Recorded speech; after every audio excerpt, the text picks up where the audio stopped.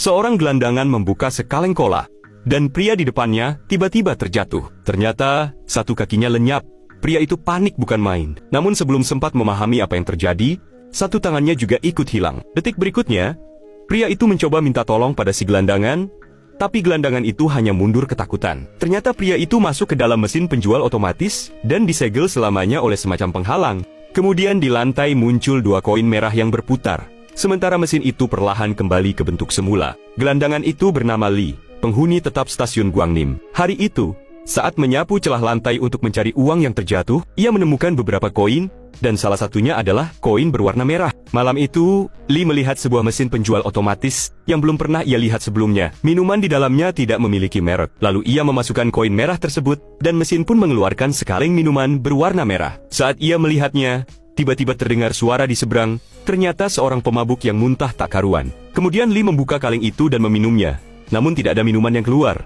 Ternyata kaleng itu kosong. Karena kesal, ia melemparkannya. Namun ketika ia menoleh kembali, pemabuk itu telah menghilang. Yang tersisa hanyalah 2 koin berputar dan barang-barangnya yang berserakan. Karena kebingungan, Lee memeriksanya dan menemukan sebuah dompet berisi 5.000 won, jumlah yang besar baginya. Lalu ia meninggalkan pakaian orang itu di toilet, namun ia kembali lagi dan memakai setelan jas itu. Sejak saat itu, hidupnya berubah. Dengan jas barunya, Lee makan enak di minimarket dan tak pernah kekurangan. Ia kemudian menyadari bahwa mesin itu bisa memberinya uang. Karena setiap kali ia membuka kaleng merah yang keluar, kaleng itu membuat orang lain lenyap dan terjebak dalam mesin. Sehingga ia bisa merampas harta bendanya. Namun setiap ada korban baru, membuat harga minuman kaleng itu semakin bertambah. Korban Lee terus bertambah, dan uangnya makin menumpuk. Ia makan dengan tenang, seolah tidak terjadi apa-apa, bahkan meskipun banyak orang yang menghilang sebab perbuatannya. Waktu demi waktu berlalu, harga koin yang harus ia masukkan ke mesin itu semakin mahal. Sementara pakaian para korbannya menumpuk sampai memenuhi toilet. Namun Lee tidak pernah benar-benar khawatir. Ketika uangnya habis, ia tidak perlu bekerja atau memungut sampah seperti dulu. Tanpa sadar, Lee mulai hidup layaknya orang penting. Ia mencukur kumisnya, berjalan angkuh, dan bahkan membeli minuman tanpa lagi peduli meminta kembalian. Sampai-sampai kaleng merah yang dulu ia anggap sebagai alat mencari nafkah,